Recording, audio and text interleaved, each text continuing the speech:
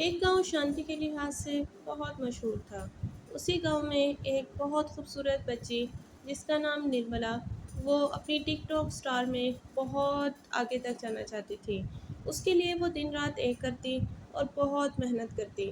वो जॉब करती, कुछ पैसे कमाती और अपना मकसद अंजाम देने के लिए हर मुमकिन कोशिश करती ताकि वो एक दिन बहुत बड़ी सुपरस्टार बन जाए।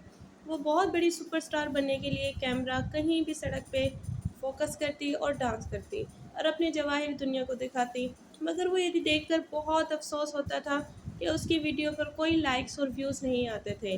लाइक्स और व्यूज़ ना आने की वजह से वो बहुत दुखी होती थी और उसका दिल उचाट होता जा रहा था। मगर वो हिम्मत नहीं हारती थी और हर आए दिन नए तरीके से मेहनत करती और सब कुछ देखती। एक लड़की की वो टिकटॉक देख रही थी जिस पर बहुत मिलियन के लिहाज से लाइक और व्यूज़ थे। उसके डांस स्टेप्स भी बहुत अच्छे थे। वो उसके डांस स्टेप्स देखकर बहुत खुश होती। उसने सोचा क्यों ना उसके डांस स्टेप्स कॉपी किए जाए और मैं उसी की तरह ताकि फेमस स्टार बन जाऊं। वो उसके डांस स्टेप्स कॉपी करने के लिए उसको बहुत गौर व फिक्र से देखती और उनको अपने दिमाग में उसके डांस स्टेप्स बिठाती। एक दिन वो जा रही थी कि उसको एक पुरानी हवेली नज़र आती है। वो देखती है कि जिस लड़की के वो डांस स्टेप्स कॉपी कर रही थी, वो पुरानी हवेली के अंदर ही डांस करती थी। वो उसके अंदर जाती है। वो सोचती है कि ये भी यहीं फेमस हुई थी, क्यों ना मैं भी यहीं डांस करूं ताकि मैं फेमस हो जाऊं। चलो, ऐसा कह के वो उस लड़की के डांस स्टेप्स कॉपी करती है और वो डांस करने लगती है। तभी एक भयानक आवाज़ आती है। वो बहुत घबरा जाती है, मगर वो अपना डर ज़ाहिर नहीं करती और वो इधर उधर देखने लगती है कि ये हो क्या रहा है। उसको लगता है उसका वहम है। फिर वो डांस स्टार्ट कर देती है, मगर उसको कोई फॉलो या लाइक्स नहीं मिलते। वो फिर से बहुत उदास हो जाती है। एक दिन वो मोबाइल में फिर उस लड़की का वीडियोस देखने के लिए चलाती है। उसको बहुत अजीब सी परछाई नज़र आती है। वो बहुत परेशान हो जाती है। वो बहुत दुखी होती है। फिर से वो एक दिन पुरानी हवेली जाती है और वो अपना वीडियो बनाने के लिए शुरू हो जाती है कि किसी तरह तो कोई तो जैक लग जाए और मैं फ़ेमस हो जाऊं। मगर ऐसा कुछ नहीं होता। एक दिन वो सो रही होती है कि लंबे बिस्तर पर उसको एक भयानक ख्वाब नज़र आता है।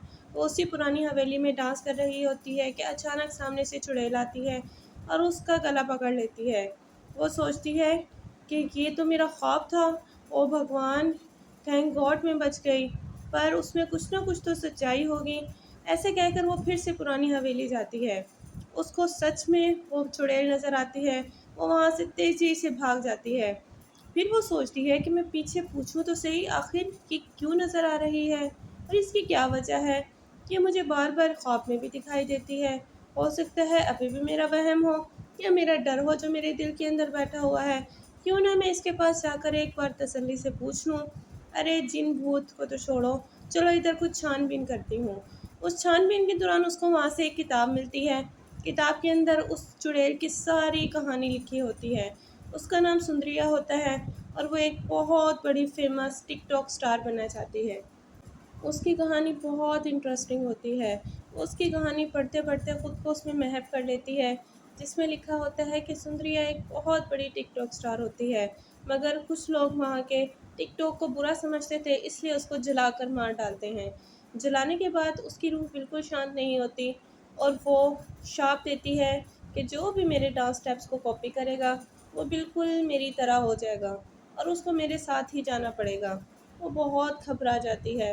वो मन ही मन में बहुत परेशान होती है कि मैंने इसके डांस स्टेप्स कॉपी किए हैं, लेकिन ज़रूरी नहीं कि हर चुड़ैल बुरी ही हो। क्यों ना मैं उसके पास जाकर उसके डांस स्टेप्स करूं ताकि वो अपनी पुरानी यादें ताज़ा करे। वो सुंदरिया के डांस स्टेप्स कॉपी करने लगती है और वो एक राग गाने लगती है। तभी उसकी दोस्त सामने आ जाती है। वो अपनी दोस्त को पागल करार देती है और उस पर ज़ोर-ज़ोर से हँसने लगती है।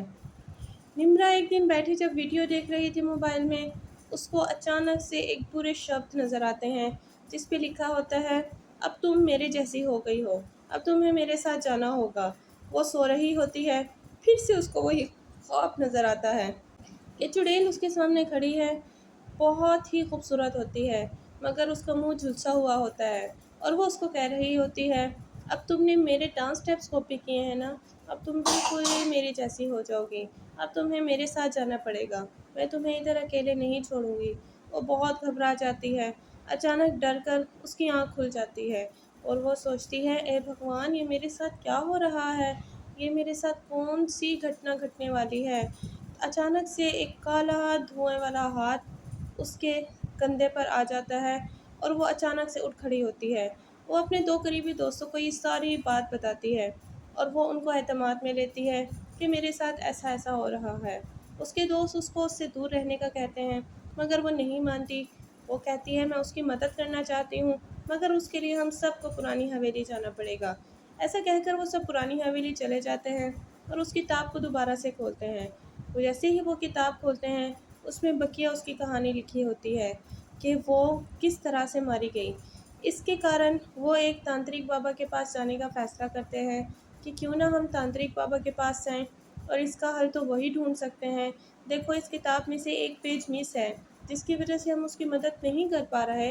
हम उसकी मदद तब ही कर पा सकते हैं जब हमें इस किताब का एक पेज मिलेगा, क्योंकि उसकी कहानी अधूरी है। हमें नहीं पता चल रहा कि वो हमसे चाहती क्या है। जिस पेज में उसकी कहानी का अंत लिखा है, वो पेज तो उस किताब में है ही नहीं। इसलिए वो सब तीनों दोस्त फैसला करते हैं और वो तांत्रिक बाबा के पास जाते हैं।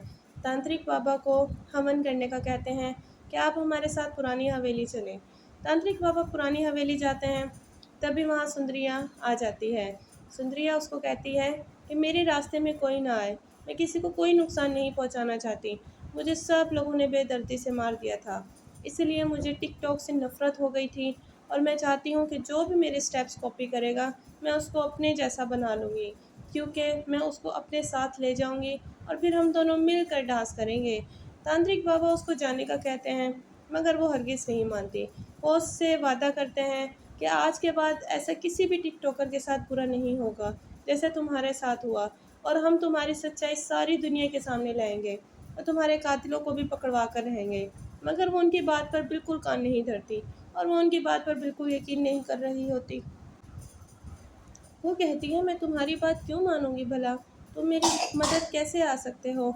लेकिन उसकी दोस्त भी उसको पूरा एतमाद दिलवाती है कि हम तुम्हारे कातिलों को भी सामने लाएँगे और तुम्हारी मौत की असल वजह भी सामने लाएँगे और सारी दुनिया को बताएँगे कि तुम बेकसूर थी और तुम्हें कत्ल और किस तरह बेदर्दी से मारा गया, ताकि तुम्हारी रूह को शांति हो जाए।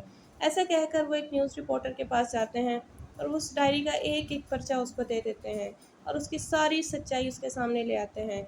इस तरह चुड़ैल देखकर बहुत खुश होती है। एकदम तो उसको एतमाद नहीं होता और वो उसका बहुत शुक्रिया अदा करती है और वो उसका धन्यवाद बोलती है कि तुम्हारी वजह से मेरी रूह को शांति मिलेगी। जो रूह इतने अरसे से भटक रही है, अब वो रूह शांत से रहेगी। अब वो रूह बिल्कुल सुकून से रहेगी और मैं तुम्हारा धन्यवाद अदा करती हूँ कि तुमने मेरे कातिलों को पकड़वाया। मैं कितनी बेदर्द थी, मैं कितनी एक्साइटमेंट होती थी अपने प्रोफ़ेशन को लेके, मगर दुनिया ने मुझे बिल्कुल ऐसा नहीं करने दिया। ऐसा कहकर उस दिन के बाद निम्रा ना सिर्फ़ वीडियो बनाती, बल्कि लोगों को अच्छी शिक्षा भी देती और लोगों को अच्छी बातें बताती, ताकि वो इस तरह की दरिंदगी से बाज़ रहें और वो इस तरह की हरकत किसी और लड़की के साथ ना कर सकें। और वो बार-बार सुंदरिया का नाम लेकर उसकी याद ताज़ा करती और उनके कातिलों को भी याद करवाती कि हर लड़की जो कि तुम कत्ल करते हो, ज़रूरी नहीं कि उसका हिसाब नहीं लिया जाएगा, बल्कि एक न एक दिन उसका हिसाब ज़रूर लिया जाएगा।